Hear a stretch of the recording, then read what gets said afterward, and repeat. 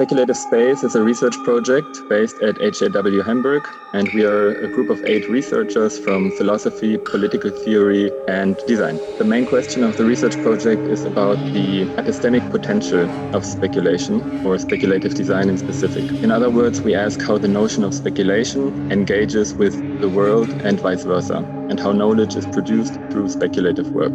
The term speculation means to make claims that lack a so-called rational basis, or on an even more general level, you could say it means to make claims that will only turn out to be wrong or right in the future.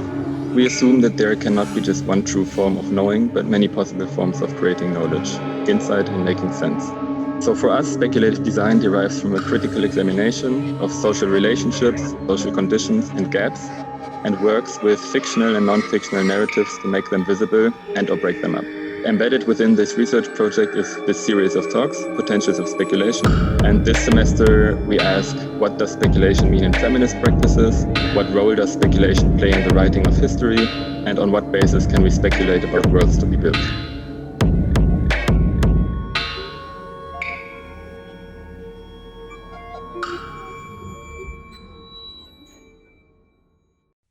Yes, it's my turn to introduce tonight's guest, Julia Grillmayr. So, a fun fact about Julia: in her free time, she likes to tap dance in the Nubian wetlands, or maybe you need to correct me on that.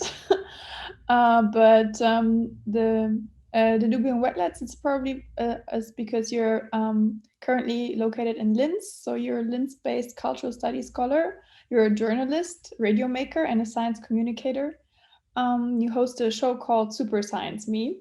And coming Tuesday, there's also a really interesting talk, I think, about tentacular thinking or something like that, but maybe you want to say a few words about that after your talk. And Julia holds a PhD in comparative literature from the University of Vienna and is currently working on her first postdoc project, which is called Science Fiction, Fact and Forecast at the University of Art and Design in Linz. We're really, really excited to have you here tonight with us for your talk on feminist fabulation. And so in your talk, in your lecture, you will outline the current trend of science-fictional scenario thinking and how a certain futurological aspiration structures the field of contemporary speculative literature. So as a cultural studies scholar and a fan of science fiction, whose research is focused on the question of what speculation can do, you're on the one hand wary of simple instrumentalization of fiction and this omnipresence of tool thinking, and you propose to look at the contemporary scenario projects and science fiction literature from the perspective of eco-feminist fabulation. So, and this is something that I'm really excited about.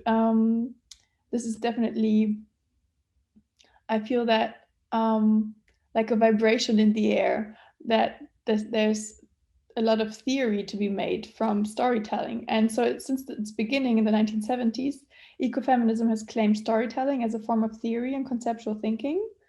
And seen through the lens of this tradition, instead of taking the scenario methods of Cold War cybernetics as a starting point, Julia suggested a different understanding of these current forms of speculative writing come to the fore. Speculation here means first and foremost to create more capacious epistemologies, with the words of Stacia Limo, and in order to find ways to create a world other than the one we're in while keeping our feet in the mud. This was quote unquote something by Alexis Shotwell with a wink at Donna Haraway's writing.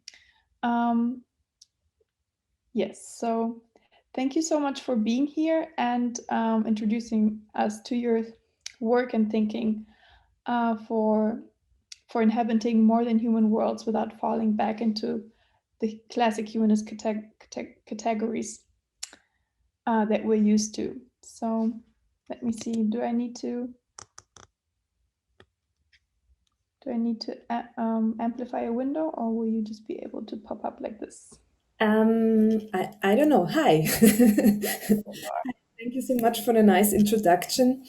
And I'm also really happy to be here. I'm very curious also about your takes on this. I think the lecture series, it's also something that resonates a lot with my work. And also what great date, right, for to talk about science fiction, May the 4th. So first of all, May the 4th be with you, even though I'm not going to talk about Star Wars, but still, I don't know if you picked this date on purpose to talk about science fiction. And on another note, just to get this out of the way, if you see that I taped my glasses, this is because I broke them yesterday. It is not a style choice to get more science fiction nerd credibility or something like this, just to get this out of the way and so you can concentrate on the talk. I'm going to share my screen now, and on a bit more serious note, I'm indeed, hopla, excuse me. Yes.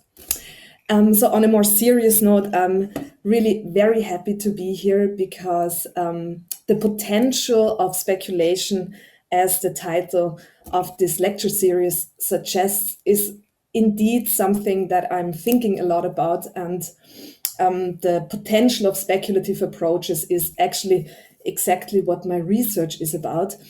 However, I am less sound in the field of design, even though working at the University of Art and Design in Linz keeps me in touch with designers and design research quite a lot. But my own background, as Petja has already told you, is in comparative literature, and my research is based in cultural studies. And more specifically, in my research project, Science Fiction Fact and Forecast, I'm investigating a text form, or maybe rather a practice of writing and publishing that really oscillates between science fiction short stories and futuristic scenarios. And in the following 35, 40 minutes, I'd like to in short present to you why this text form intrigues me and tell you about this project. And here you will find a few examples of methods, institutions, and people who take this potential of speculation very seriously. And they frame this potential as something very powerful and productive. And also they claim to have found ways to, let's say, to tap into this potential. Starting from there, from this field of, let's say, speculative literature and its connection with futurology or futurism, I'd like to give you some examples of current speculative approaches in cultural studies, and especially feminist fabulations and ecofeminist speculations.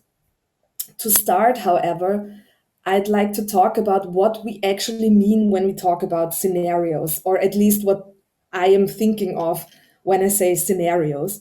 Because in my observation, when we think about speculation as a tool, what comes to mind first often are futurists who write, compare, and interpret scenarios. And this text form is often considered as a kind of a blueprint, maybe also for other forms of speculation, like portrayed futures in science fiction or alternative modes of living and thinking proposed by speculative cultural studies and philosophy. So I think the scenario would be a good starting point. So I'm going to ask first and foremost, what is actually a scenario? Most commonly, the starting point of this kind of futuristic scenario writing is traced back to consulting firms and military think tanks in the US, starting from the 1950s and 60s. Think of the Hudson Institute or the Rand Corporation, and of famous figures like the notorious Herman Kahn, here portrayed by Life magazine, that has worked for both. And then later in the 1970s and 80s, scenario thinking became a really important planning method for big companies, as well as for influential think tanks like most famous, probably the Global Business Network. So this kind of futuristic scenario writing has been developed during the Cold War, which is a very specific time period, I think, for scenarios, because behind the background of a threat of nuclear war, there were very clear worst case scenarios, and also behind this background of mutual assured destruction, there was the absolute need to think of what the other side might do and assess own possibilities and rooms for maneuver. However, this is also, of course, the heyday of cybernetics. And cybernetics at the time, of course, promised to become a kind of a universal science of complex system. And thus, hand in hand with this idea of calculating systems, there is also the idea to be able to calculate the future to a certain extent. So all these scenario planning methods also go hand in hand with cybernetic system analysis, and often these future methods are very much in this cybernetic mindset, let's say, in this general sense. And then another crisis really popularized scenario techniques in the business world. When the oil price fell dramatically in the 1970s, Royal Dutch Shell was one of the few companies that had prepared for this, because at least this is how the legend goes and how they also portray their history, because they had prepared for that eventuality, because they had a department of futurists who did scenario work, including another preeminent futurist of the 20th century, which was Pierre Weck. And the collapse of the oil price was one of the possible scenarios they had come up with in advance. And from these graphs, you can see that this scenario process is really embedded, I'd say, in this larger cybernetic idea of explorating systems and possible futures. And finally, scenario thinking, of course, also became an important tool in political processes. So think, for example, of the famous Montfleur scenarios in the 1990s in South Africa that were developed to create a shared vocabulary and to outline some possible developments of how the country should be able to transition out of an apartheid system. And also more recently, think, for example, of the shared socio-economic pathways by the Intergovernmental Panel on Climate Change, the IPCC of the United Nations. And here 5 scenarios are created that depend on different assumptions about the future of human behavior, the effectiveness of environmental policies, and accordingly assumptions about how climate variables and natural habitats will develop. So these are socioeconomic scenarios regarding to climate change. And if we look at these 2 examples, you can already see that a scenario can be described as a short text. Scenario planning is a narrative-based method. But the short text then is only one form that the scenario can take. Equally, it consists of information, of data, calculation, statistics, very often also of extrapolation of current events, based on which the cornerstones of this short narrative are defined. And you can say that the scenario is such a short narrative, but you can also portray or describe a scenario like this, like in a graph or with a catchphrase. So what is important is that scenarios are always multiple and they can be compared to each other directly. And most of the time, this comparison is facilitated by attributing each scenario a kind of a catchphrase. So in the case of the Montfleur scenarios, you see it's a route of a flight that you take, and the best case scenario is the flight of flamingos, which is constant and steady. In the case of the socioeconomic pathways, it's taking a route together, and there the catchphrases are like the sustainable route would be the green road, and then there's the rocky road of inequality, and so on. So you can see this, they're really creating short vignettes for every scenario. In the words of the future studies scholar and futurist Cynthia Selin, scenarios are typically defined as stories describing different but equally plausible futures that are developed using methods that systematically gather perceptions about certainties and uncertainties. And this is from her article, Professional Dreamers, where Céline first and foremost talks about scenario methods of the already mentioned Pierre Weck, who was a pretty unconventional futurist, let's say. And she points out, also in this context, but also more generally, that indeed there are scenario planning processes that are part of strategic foresight and thus are used to assess probabilities and future events. But many scenario processes are not first and foremost about foresight and prediction, but about shifting points of views and inviting perspectives that have not been taken into consideration before. So the scenarios are here to invite surprises, if you will. And Céline describes this like this: many small stories or vignettes can be created in shorthand and distributed widely. The medium of the story is an apt vehicle for condensing a complicated picture into an easy, memorable, and portable reference for emerging conditions. So scenarios are narratives, always in plural, that evolve around various what ifs. But in what way is a scenario really a story? What is the difference then between a scenario and a science fiction story? Because as it is commonly known, science fiction is the literature of what if. And thus, unsurprisingly, futurists who write scenarios very often refer to science fiction, and conversely, writers, fans, and critics of science fiction often talk about science fiction narratives as thought experiments, of future visions, or simply as scenarios. Also, the history and development of the genre and that of futurology are somewhat intertwined. So you may not be surprised that there is, as I mentioned in the beginning, a text form that really oscillates between science fiction short stories and futuristic scenarios. And this text form should now help us to think about a little bit more about the similarities and also the differences of science fiction narratives and scenarios.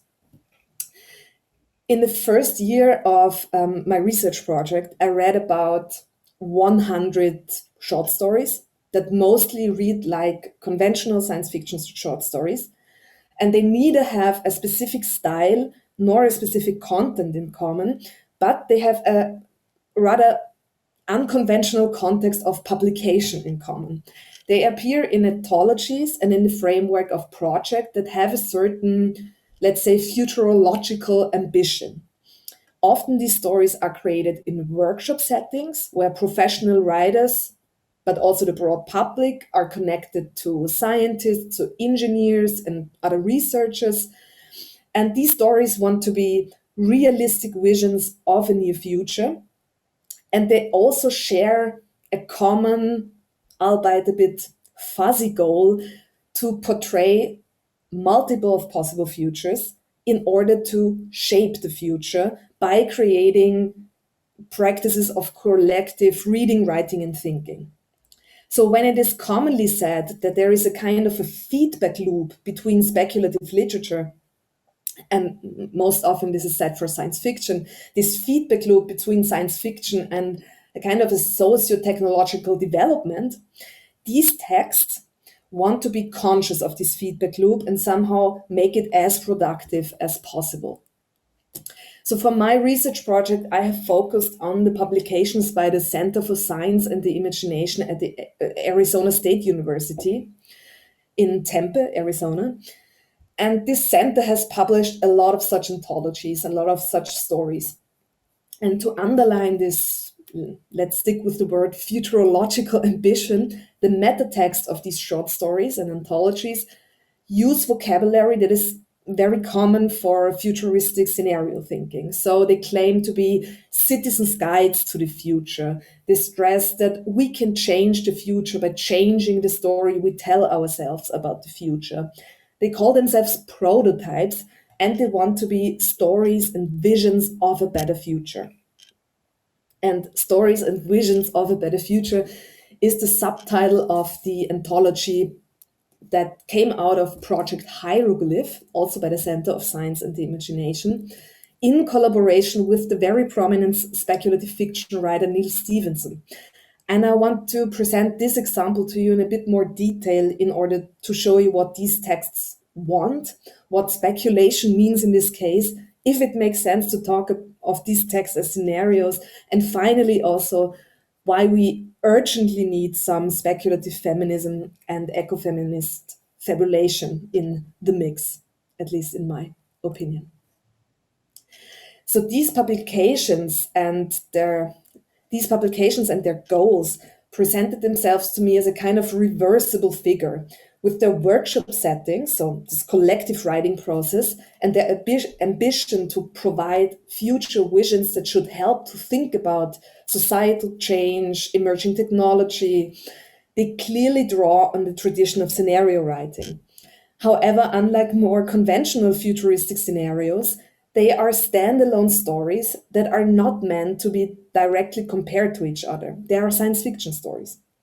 And furthermore, these texts are, of course, also written with a certain artistic aspiration. So they should entertain their readers, which is also basically never the case for scenarios.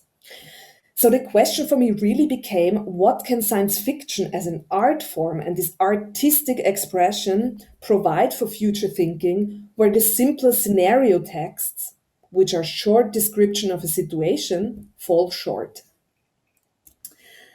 The STS and literature scholar Rebecca Wilbanks proposed the helpful term incantatory fictions for these kind of narratives.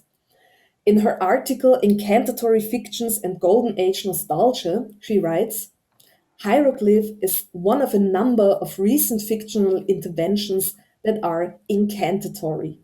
Their formal qualities stem from the fact that they are meant to produce effects in the real world. And thus, they are like incantations. They seek to conjure change, if you will. And Wilbanks takes up this formula, incantatory fiction, and I think this aptly encapsulates the aim of these publications to, as I said before, actively tap this often praised potential of science fiction to shape the future by creating a shared vocabulary and imagery. What I also like about this article of Rebecca Wilbanks is that it contains a thorough critique of Neil Stephenson's approach and the initial reason why he thought a project like Hieroglyph was necessary at all. Project Hieroglyph had the clear motive to act against what Stephenson calls innovation starvation.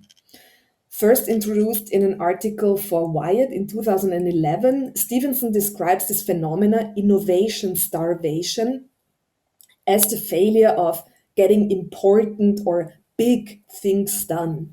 And overall, he diagnoses a lack of optimistic visions that could point out potential technological solutions. And as the source of formally provided many techno-optimistic visions, Stevenson holds science fiction partly responsible.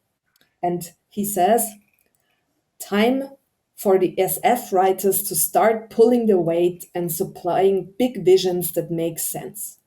So he describes the goal of Hieroglyph, an anthology of new science fiction that will be in some ways a conscious throwback to the practical techno-optimism of the Golden Age. Consequently, Stevens' contribution to the anthology, a short story entitled Atmosphäre Incognita, follows the megalomaniac project of an obscenely rich entrepreneur to build a tower that reaches into the atmosphere, serving as a lookout with a bar and a restaurant and a tourist spaceport. And I have to admit, building such a space tower is getting big stuff done, but also why?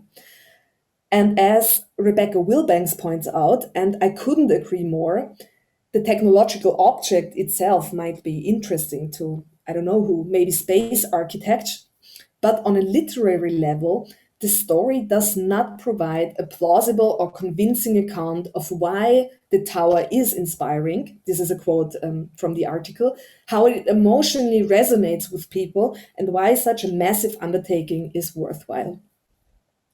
But these investigations are exactly the aspect where the stories could be scenarios in the sense of explorations of different routes and different perspectives.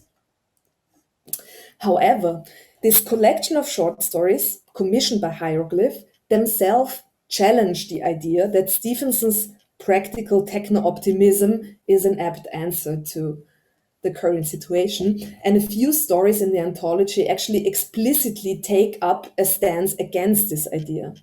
And one example that I like in this respect is the short story by Bruce Sterling, Tall Tower, also in this anthology. And Sterling, in a classic cyberpunk fashion, describes a wrecked world from which whoever has the means escapes, so very Blade Runnery. And by climbing a tower, people pass through various stages to become post-human and to be able to leave for space, to a space colony. And the protagonist's wife is already off to space, but he himself cannot bring himself to leave Earth without his horse. And he starts climbing the tower with his horse, his animal companion, Levi, and they are going through procedures together. And the simple question, what about my horse, becomes this whole spiritual quest and entails various intricate questions of human mastery over the planet and its future. And I like this example best because it refers to the tall tower in Stevenson's story, obviously, and I kind of like it for its obviousness. What about my horse? Rebecca Wilbanks also points to Sterling's, let's say, appropriation and alienation of this tower motive. And furthermore, in her critique of Neil Stephenson's and this whole innovation starvation idea, she then focuses on the story by Vandana Singh in the collection, which is entitled Entanglement. And this very beautiful story is set in the near future where climate change is an increasingly pressing issue and where various people are already massively affected by it. And where it has also been acknowledged that it needs not only a technological fix, but first and foremost also new social innovations to come to terms with the situation. And entanglement kind of imagines a mixture of both. The story imagines a social network that through armbands connects people that are in a situation of crisis with other people who, it's not clear, I guess some kind of algorithm thinks they can help each other somehow. And this can be anybody all over the world, and also the help can take totally different forms. So here the black box of the technology is affirmatively used to establish new connections, as Singh describes in a very poetic way, and a certain new openness and an understanding for global connectivity. And so Wilbanks concludes, science fiction scholars and feminist science fiction authors have long pointed out that the constraints of plausibility can foreclose social possibilities. Luckily, scenarios are meant to be read in plural. An incantatory project uses a range of different literary techniques to present a dazzling variety of alternative futures. Incantatory fictions need not offer a blueprint for the future, but can instead model alternate ways of thinking, feeling, and imagining. So she says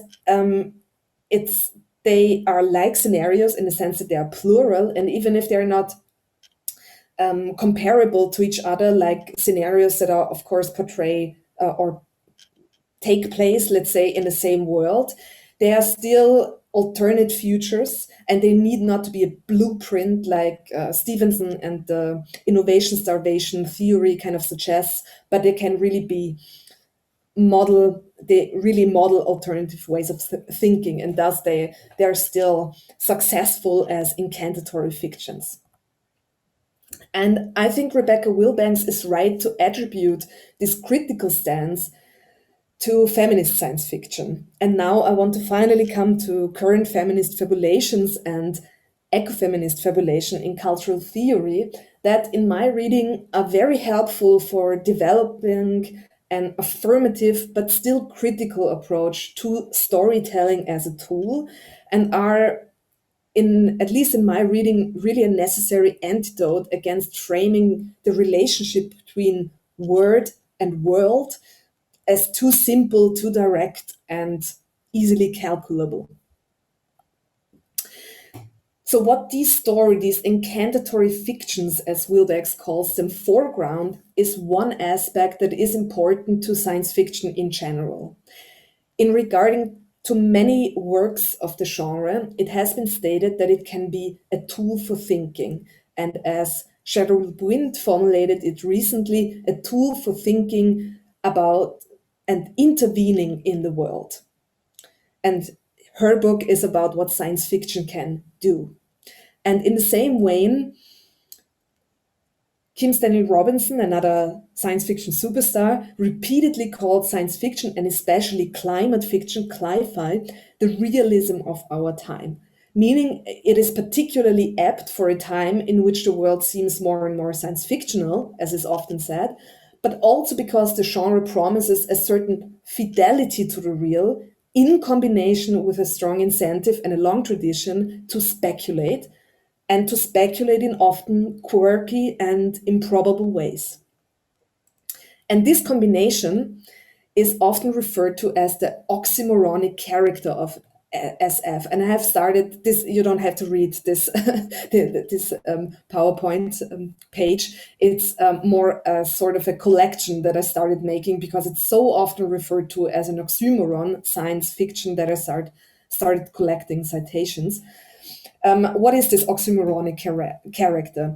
Science fiction creates stories that are technically grounded, that want to portray possible futures, that want to provide thought experiments, often with a wink to the thought experiments done in physics. But at the same time, they're also famous for precisely not fulfilling expectation and to create stories that are quirky and improbable and strange and often ridiculous. And this is why science fiction is so appealing. At least I think it is for most people. I mean, for me, it clearly is, because it is really a serious business. But then you have also all this slime and tentacles and funky aliens and sentient plants and animals that can talk, and humans live in cyberspace or in space colonies or underwater. And all these things are wonderful, but we commonly have learned not to take them all too seriously. And I believe that this is one aspect that is absolutely central when thinking about why speculative fiction is interesting for future thinking. And in my observation, this aspect is addressed a bit less often. But with regard to feminist fabulation and ecofeminist speculation, for me, it really comes to the fore why this playfulness, I would say, is so important. And in this context, feminist theory, this also allows to address this aspect without diminishing speculative fiction in contrast to so-called literary fiction, which is, of course, not my intention, and which is, I guess, also why this aspect is addressed less often, because it's in danger of diminishing speculative fiction as a genre. So this oxymoronic character, as it is often called, this strange gap between science and fiction, creates a vivid fan culture. The discussions around what science fiction is and should be are very serious, and they are prolific. And at the same time, science fiction authors, fans, and critics have a very playful relationship to their world schemes protagonists. And this playfulness often, not always, but this playfulness often implies a certain humbleness as well. And this expresses itself in a fan fiction culture. So science fiction produces artworks that are not understood as closed off and finished, but very often as invitations to continue writing. So in science fiction and also in fantasy, it is very common to pick up narrative threads, protagonists, settings, and create within the given world building. And I'm sure you're familiar with some fan fiction. Star Wars, mentioned in the beginning, is of course full of fan fiction, but also mostly this happens with serial science fiction or fantasy, where the fans are not agreeing with a certain character development. So there's of course a lot of happy ends, where in fan fiction where there were no happy ends in the series. Let's say for Spike and Buffy the Vampire Slayer, there is a ton of fan fiction. So you get the picture of what is done here. And exactly this is also something that Donna Haraway points out in her feminist fabulation, The Camille Stories, where she writes, "The Camille stories are invitations to participate in a kind of a genre fiction committed to strengthening ways to propose near futures, possible futures, and implausible but real nows. Readers of science fiction are accustomed to the lively and irreverent arts of fan fiction. Story arcs in words are fodder for mutant transformations or for loving but perverse extensions." And the Camille stories are a great entry point to connect speculative literature, scenario writing, and cultural studies and feminist theory, because they constitute the last chapter of Haraway's monograph, Staying with the Trouble. So they are published in a non-fictional framework, and also they are not really science fiction short stories, so not like the incantatory fiction outlines above. The Camille stories, they describe characters, events, and sometimes also the inner life and struggles of the protagonists, but it still reads more like a scenario text, if you will, a description of what happens in the near future, underlaid with various information that we learn from a narrator who writes the scenario, but not really from within the story. So we don't learn this information from within the story. They're rather extra diegetic elements, if you want to go into narratology. And Haraway, in collaboration with her co-writers and co-fabulators, so this is a collective writing process, she sketches a world in which more and more people feel the urge to change their ways of living.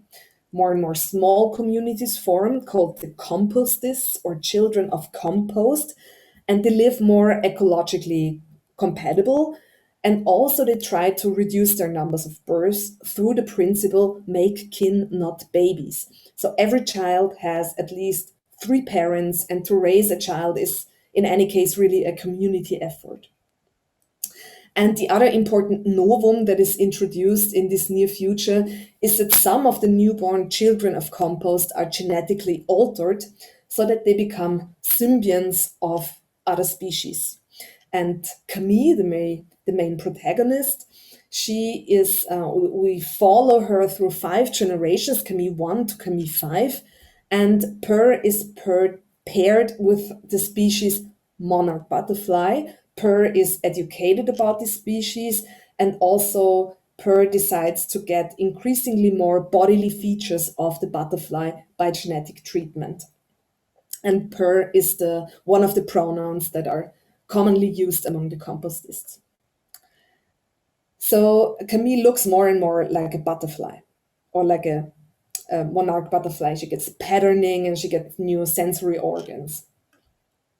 And Haraway, in regard to this world building, she writes, "Every Camille stories that I write will make terrible political and ecological mistakes. And every story asks readers to practice generous suspicion by joining in the fray of inventing a bumptious crop of children of compost." And I really like this idea of general suspicion a lot. So to be open for fabulations, to take them seriously, however, also to stress and this.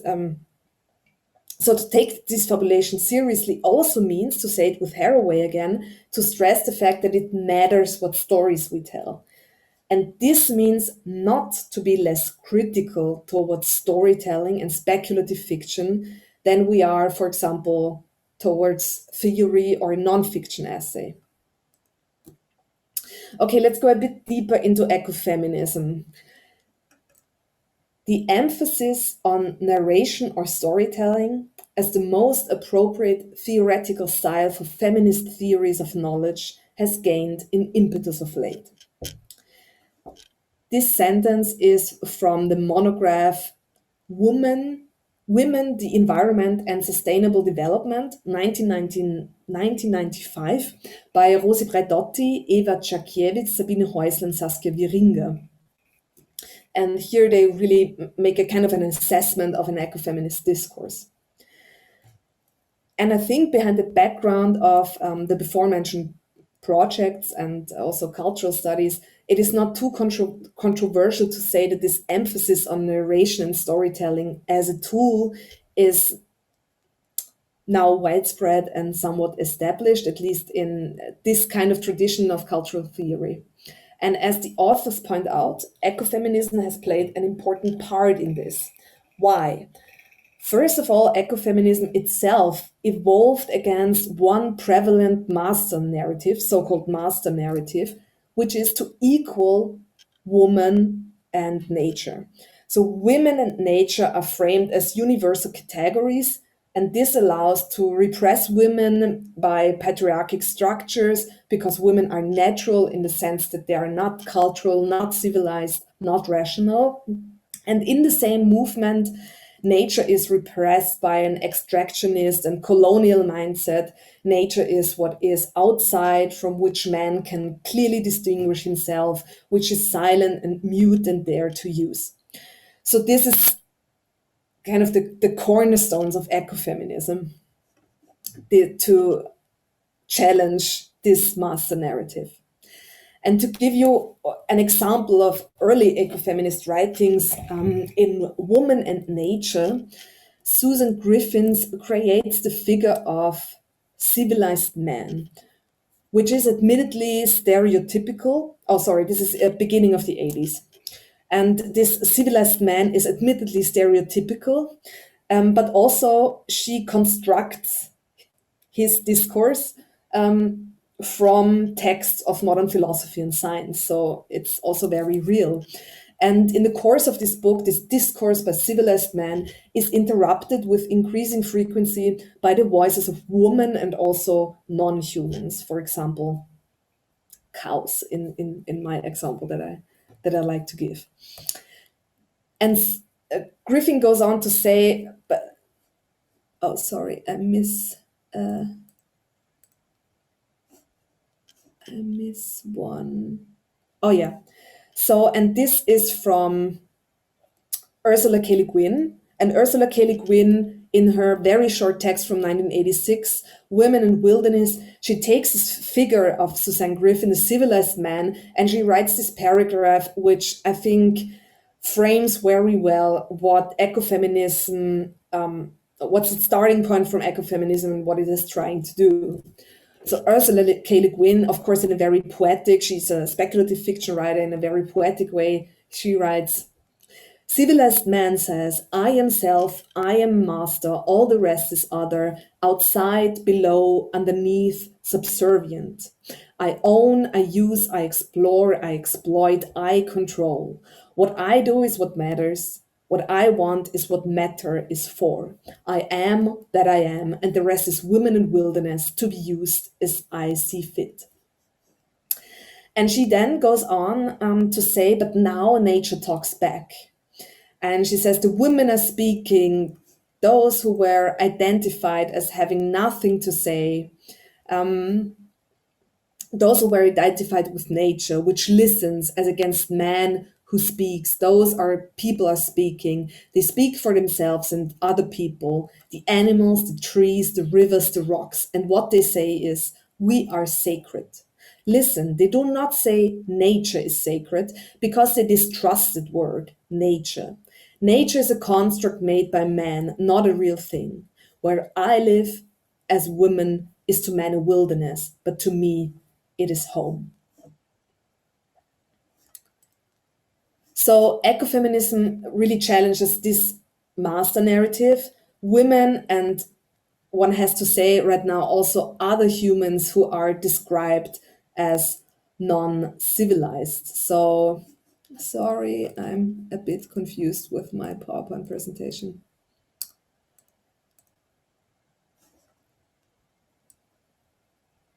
So this kind of oppression, of course, counts not only for women, but also for all people who are now considered not civilized men.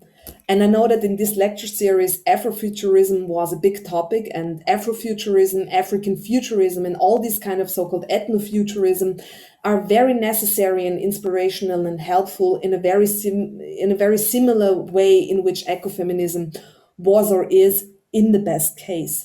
Because I have to mention that in the beginnings in the 1970s and 80s, ecofeminism has been rightly criticized for being very white, not very inclusive. But in the 1990s and later, and especially now, there are very interesting positions that I think reformed ecofeminism in this respect and just served a revival of this term. Among them, Vandana Shiva, Carolyn Merchant, Val Plamwood, Catriona Mortimer Sandiland, Stacey Alamo, and from Stacey Alamo also comes this term capacious epistemologies, and I just took that and for capacious futures, so processes of knowledge production that make room for more humans and also non-humans. Okay, so ecofeminism, this is really the story that ecofeminism challenges. And because it is a story, storytelling becomes a form of theoretical discourse. And also from these early examples, you can already see ecofeminists are concerned with giving the non-human a voice. And this translation is also something that must always be speculative. So it is all about creating an understanding and appreciation also for phenomena and processes and beings that we may not ever fully understand, but still we want to appreciate. And Rosie Bradotti, so this is from this book that really expresses this. The researcher, by positioning herself as closely as possible to the object or agent, learns to see from the latter's point of view compassionately, but without pretending to be the other. And this move of positioning is something that is very speculative. And in my view, this is exactly what Rebecca Wilbanks means when she sums up that science fiction scholars and feminist authors have long pointed out that the constraint of plausibility can foreclose social possibilities. Because also plausibility is not a universal category, but needs to be constantly challenged from as many perspectives as possible. And I think this is the central characteristics of when feminist cultural studies today speak of speculative approaches. And this is what I want to conclude this talk on with two very short recent examples. And the first one is Alexis Shotwell Against Purity from 2016. And Alexis Shotwell here refers to various science fiction narratives and methods. And in the chapter Worlds to Come, Imagining Speculative Disability Futures, she writes, I argue that speculative fantasizing about disability futures can attune us to the possibilities for imagining worlds not identical to the world we're currently in. We can pursue science fiction modes that open practices of what Angela Davis calls identifying into a new world, shaping ourselves toward that world such that we call it into being as a prefigurative practice. So what Shotwell proposes is very close to what also the incantatory fictions want to do or have as their program, to be conscious of this feedback loop between word and world, between fiction and the near future. And this is once again this it matters what stories we tell mantra. And in the case of Against Purity, as the title suggests, Shotwell is especially wary of stories that pretend that we can start over with a clean slate. And she proposes ways of staying critical and situated while also speculating in a better future. So staying with the trouble, once again, in the words of Donna Haraway. And another very inspiring example of such a speculative approach in contemporary cultural studies can be found in the book Matters of Care by Maria Puig de la Bella Casa.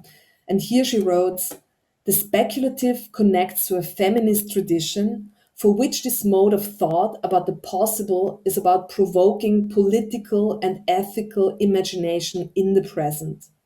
But the ethical discussions in this book are also speculative because it tried to avoid a defining normative framework for how to make the as well as possible.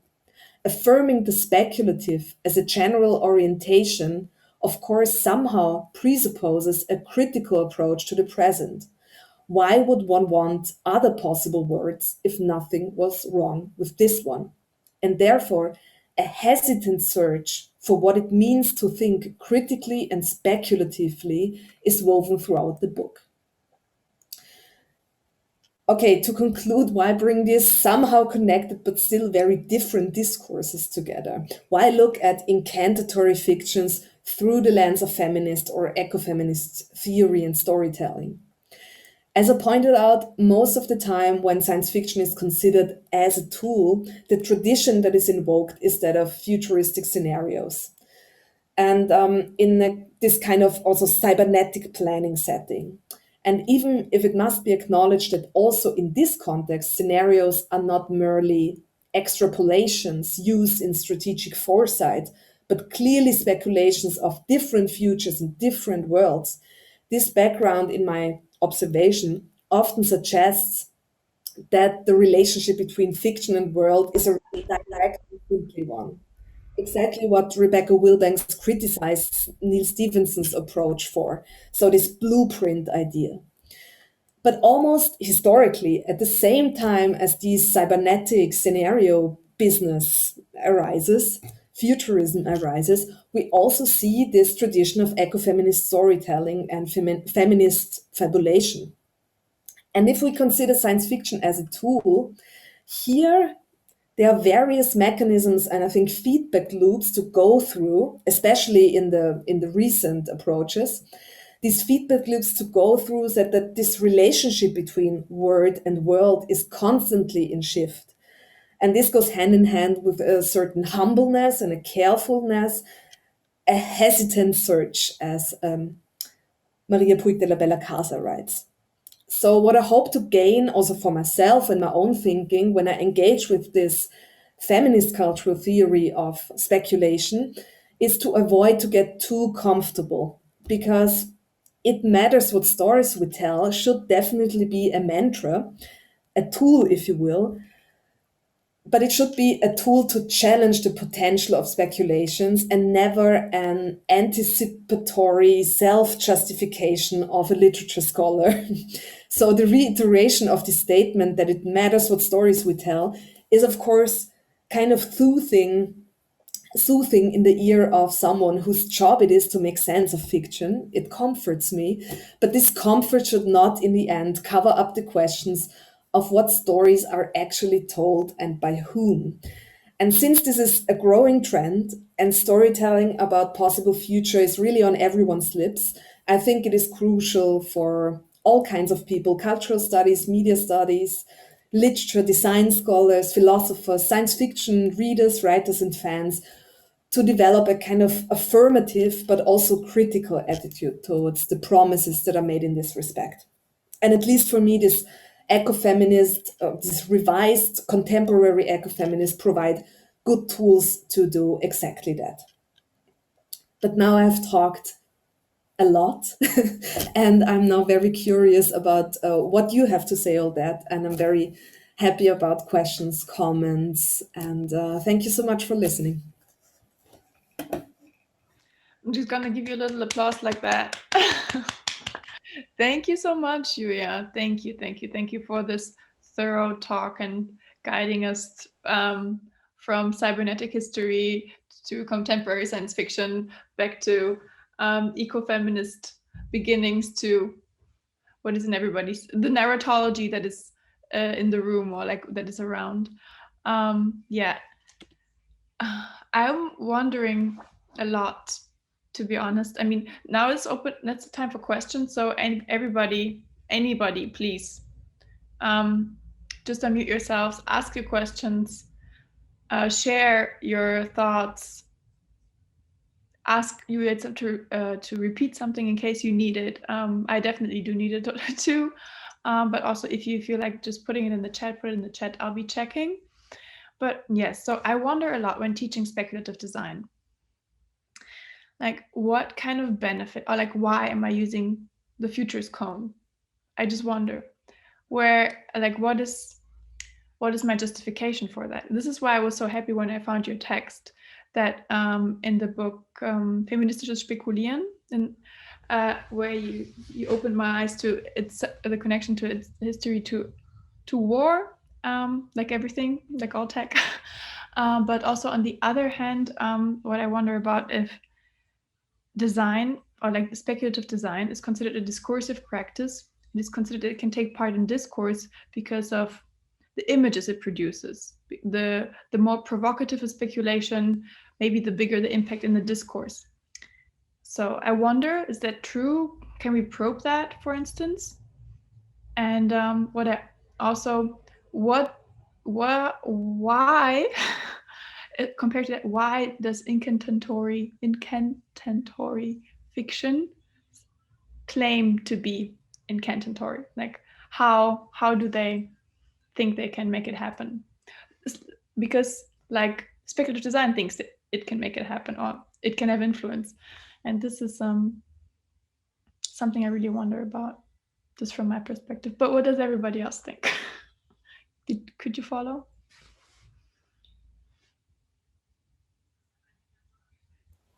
Do you want me to respond immediately, or should we collect some questions? Maybe also if somebody wants to react to that.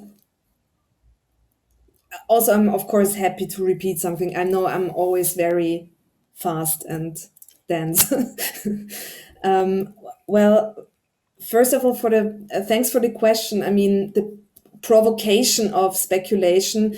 This is a good question, because this is also what science fiction as a genre has to face as a reproach, maybe. But I wonder if, because of course it has to entertain its readers. So a lot of science fiction will be, for example, dystopic, because it's probably easier to describe a future where everything goes wrong, because it's definitely more action laden and more happening than if you would make a movie out of the Camus stories, where over 500 years you see people develop butterfly wings or something. So, so this is maybe not very interesting for a 1.5 hour movie. And I think this has really to be decided for each and every single speculation. We really need to develop kind of tools for ourselves to think about this. And the provocation is kind of the same problem with escapism. Is speculative fiction that is clearly escapist, so we can escape and be in different worlds, has this less potential, like critical potential, or potential to change something, or to think about something in a collective process, or not? So this is also something that I wonder about, and about the provocation. I think we really have to look at every single story and just ask our question that. And this is what I meant by just creating a kind of, if we want to stay with the term, a kind of a tool set of categories that we can then use also to think and talk about these stories. And ecofeminism is definitely one of my part of my toolbox. And the incantatory fiction, well, what they say is, as I said, they want technically grounded stories. So in basically every anthology, in the foreword, you have this: dragons, stay out, no dragons here, we don't publish fantasy, this is hard science fiction. But then they commission the stories, and well, the science fiction writers do what they want, because they're not futurists, they're artists. So you have talking dinosaurs and like deep time speculations, and not near future extrapolations or speculations. So I guess it's okay to set this frame, but inside a lot of things happens. And I think it's very heterogeneous, and this is very important, because when it starts to be less heterogeneous and to have like a one program, then it starts to be problematic. But also, if I rather focused on the a bit negative example maybe, or I was a bit polemic about the Neil Stephenson story, but actually I think these incantatory fiction processes are pretty interesting, and most of them who also connect to a broad public, like the Center for Science and the Imagination, they do now also during the pandemic, they host video talks, and they facilitate a lot of meetings with authors and science fiction writers with a greater public. And they really, what I appreciate about them is that they not only publish these stories, but they really create infrastructures to think about them and to talk about them. And I think this is also something that is very important, not just put the story out and then it's done, but to have infrastructures then also in place to facilitate exchange around them. So incantatory, I like this term. It's by Rebecca Wilbanks, and they don't say they are incantatory. They just say, well, we are near future vision. Sometimes say we are prototypes, or our stories are prototypes. So they have this scenario claim, but how they claim that it's getting done is also very different, and it's never we will never be able to really track the impact of a story, I guess. But they want to create this shared imaginary by this collective writing and thinking process. And actually, this infrastructures is something that I really find really good also that they do. So I'm not at all only critical about the examples that I mentioned. I also was at the Center for Science and the Imagination as a visiting scholar, and I think these people are really interesting, and they think a lot about what they're doing. So it's not only fancy talk. I think it's pretty interesting projects. Thank you. I would continue asking you other things, but I saw that Sarah Kantrowitz raised her hand.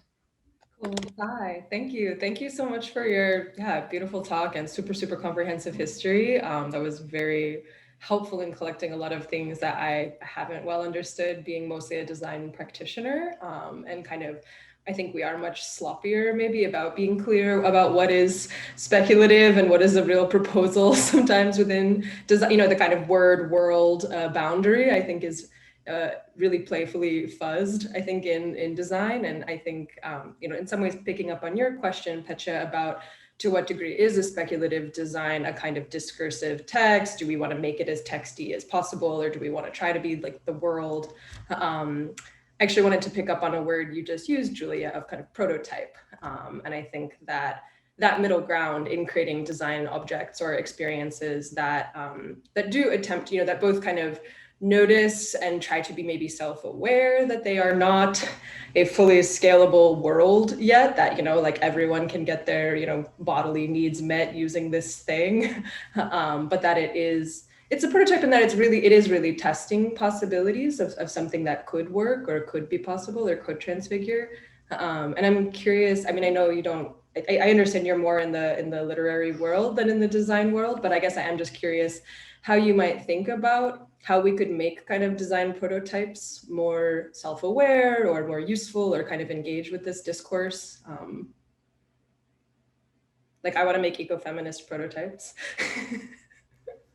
Yeah, thank you. That's a really good question. I mean, I think it's totally fine to have a more playful and speculative approach to speculation. I just have the impression, or I needed to remind myself to be thorough in the use of these terms because they're so pervasive. So I had the impression I comfort myself when I say, or it's more like a justification than a real statement when I say it matters what stories we tell. And then I thought, this is not right. I have to pronounce it in a different way. It matters what stories we tell, and of course also by whom they are told. So I guess also this maybe it's in the same in the context of design fiction, that it's just very important to stay open, and this vulnerability, as Maria Puig de la Casa also points out, this idea of making oneself vulnerable but seeing this as a strength, so not proposing to have all the answers beforehand. And this might seem very obvious, but if you look in the business and in the field and also in the academic field, it's not obvious at all. And to make this but still be still have a standing and know what you want, but still have this idea of, okay, maybe somebody else also got things to teach me. I think this is really important, and this is also this kind of capaciousness or capaciousness of futures, of possibilities, not this foreclosing beforehand, that is highlighted by something like ecofeminism. But ecofeminism, of course, as I said, is also not an innocent discourse. So this has been not inclusive or not so inclusive at the beginning, and has been criticized very rightly for being very wide and kind of has a very specific demographic group of making ecofeminism. So I think in a contemporary perspective, we really need to see more intersections than that. But ecofeminism right now, I think, makes a really interesting revival. And I think they have means to frame this testing out possibilities, as you called it, in a very inspirational way. And of course, I mean, design fiction was in very early on coined by somebody like Ruth Sterling, who is a speculative fiction writer or a science fiction writer. And this idea of I am making an object, and then the world building actually happens by the person who encounters this object and thinks, in what world could this object probably have evolved? This is a very science fictional move. So I think in this way, these connect. And I guess, I mean, as you said, as you rightly pointed out, I'm not a designer at all, but I guess this kind of storytelling, to have this reflection also, and who is populating this world, I think this is important. And I think this is the kind of sensibility that maybe comes to the fore in this feminist tradition of storytelling. Yeah, I think just to quickly comment, and I see there's another question waiting for you eagerly on another topic. But I think just while I was listening to you talk, and your point about maybe some of the work in kind of design prototyping is learning to build a culture around vulnerability, because I think exactly as you say, like I tend to find the opposite, that there's tons of prototyping happening in design all the time. It's a very, I mean, even people who never would call themselves speculative designers, we're always prototyping. But if anything, the culture is to kind of claim the opposite of like how great and realistic my thing is, and how immediately it's going to kind of go to scale and collect venture capital. And, you know, I mean, we're all having this discourse right now of like, has any of this, like, say, self-driving car technology even, you know, been really real, or is it all kind of in the realm of design speculation and prototype? And people are always trying to kind of hide the vulnerabilities. But maybe a culture in design that there is sort of a kind of a kinship with this culture of vulnerability might be like the open source design community. And maybe that is a kind of place that you know, like, for example, obviously, like at the beginning of COVID, all of these, you know, open source medical device communities got really big really quickly. And I think in those spaces where people are very interested in, you know, this kind of humility and maybe like, you know, the kind of fan fiction world equivalent in design is those kind of, you know, open source message boards with, you know, 3D printing, like, oh, I was tweaking the, you know, defibrillator thingy and I made this change and whatever. And people kind of make all their quirky, you know, I mean, everyone making their own weird face shields and whatever, you know, from plastic bottles that were coming out of that. And that in that kind of open source context, this sort of vulnerability is celebrated. And maybe there's a whole capitalist conversation that would continue on that topic. But yeah, no, that's a really helpful way of trying to think about kind of how design can learn from the really, really clear framework that you've laid out for how to think about these things generatively. Cool, thank you. Yeah, thank you. That's a very good analogy, I think. Yeah, fan fiction and open source, and of course also very science fictional, sci-fi, SF community related somehow. This kind of meta lab, do-it-yourself culture, the whole thing. Yeah. Yeah, I would also pick it up from what you were just talking about, because it reminds me of something that we're discussing in our research project a lot. But there is a question from Lauren. She says, "Thank you so much for such a great talk. I was wondering if you've come across counterfactual narratives in ecofeminist writing, and how changing events in the past can still create incantatory future fictions in perhaps a more abstract way." Oh, that's such an interesting question. I mean, for the literature, for the literature person in me, because of course, counterfactual narratives is, it's at the core of speculation. It's this very, let's say, basic move of thinking everything could be totally different, not only in the future, but also in the past. So have this kind of openness on all levels. I can't really think about some counterfactual ecofeminist theory right now. But maybe, I mean, the classic would be, of course, once again, Ursula K. Le Guin and her carrier bag theory of fiction, which has also become widely read now in this whole speculative turn. And the carrier bag theory of fiction starts with paleontology. So the first modern man is created by hunting the mammoth and killing another person and so on.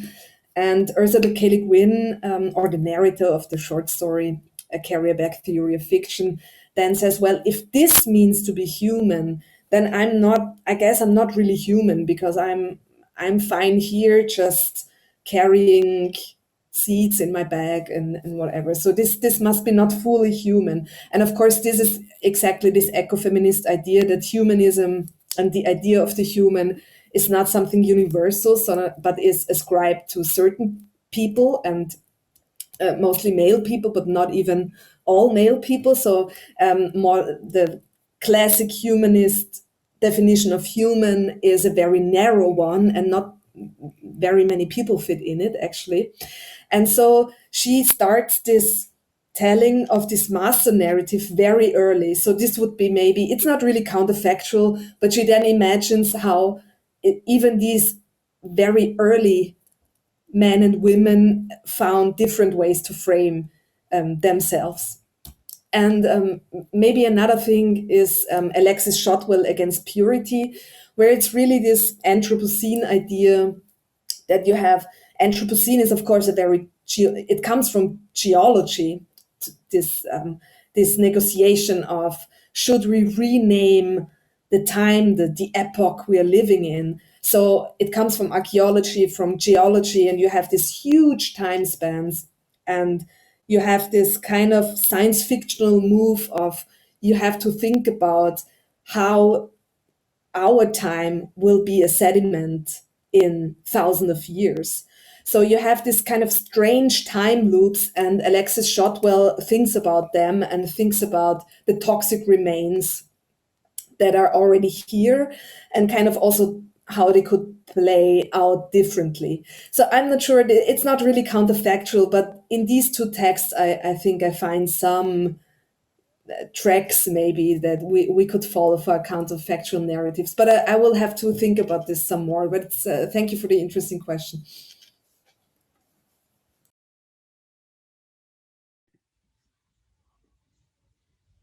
Lauren says thank you in the chat.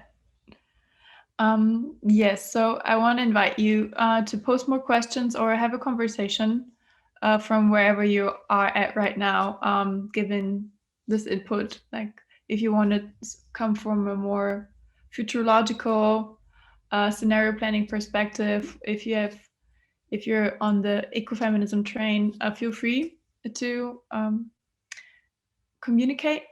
Usually we actually kind of stop at like 7:15, so we don't want to take much of your time, like too much of your time. But I want to just say, if there's anything else that you guys want to add. Yeah. We can do it. Otherwise, we're kind of already past what we agreed upon. We will be here that can pass the time that we agreed upon. Yeah. But also picking up from what you and Sarah talked about, this the culture that is shaped by design. This is something I think we talk about also a lot in our research project, more from the perspective of we think we shape the design objects, but also the design objects shape us. And I think this is something nice to take with you and think about when for the rest of the evening and the days to come. And Julia, you put another suggestion into the chat. Marge Piercy's Woman at the Edge of Time, an interesting read in this respect. In which respect? To the narratology? Yeah, sorry, I just didn't want to take like go on and on and on. But the time loop idea and this idea of counterfactual narratives and changing the past. Marge Pierce's Women at the Edge of Time is a really interesting science fiction novel, very, very early in the I think it's end of 70s or 1980s. And Donna Haraway also talks about Marge Pierce a lot and about this novel as something that you like actually as something like a staying with the trouble narrative. And she says this way earlier than she coins the phrase staying with the trouble, but I guess this is an apt encapsulation of it. So this idea of where the future cone is actually heading, and that it's also in the other direction, as I think is also a topic of a recent text on your blog. So yeah, so this could also be an interesting read in this respect of the time and feedback loops that all are very confusing and non-linear, in at least in the times of the Anthropocene. I think the author is really happy that you acknowledged his latest publication, and I'm also really happy about all the input. And I'll definitely check out the hieroglyphs. You made this sound really interesting and worthwhile. And I hope to be reconnecting sometime soon. Thank you so much for yeah, thank you so much. And if anybody of you has any questions or suggestions or feedback, just don't hesitate to reach out. I'm very easily reachable in the internet. You're very Googleable. You're very search engineable. Yes, and there's some thank yous and thank yous and thank yous in the chat for you from the participants. And you have a radio show next Tuesday, but we also have Matt Malpas dropping by next Tuesday. So it is, yes, it's gonna be a little, what's that thing called? Like a little bumpy that we have these two events at the same time, but I will definitely love to tune into your show. And I would also, I'm looking forward to see you all here again coming Tuesday, again 6 p.m. for the next lecture. And have a nice evening, everybody. Unless I forgot anything, I say I would also, just because we talked about it, recommend the talk of Mariam Ghani on June 15th, because it is about speculative histories. I just wanted to mention it because it seems to fit to what we end this talk with. True. Just stay with us. Your questions shall be answered. All right. Okay. Thank you, Julia. Well, thank you, and thanks for the nice questions and good questions, and see you in some other world soon. Thank you. Thanks so much, Julia. Thanks, everyone. Bye-bye. Bye-bye. I'm just be waving you guys out.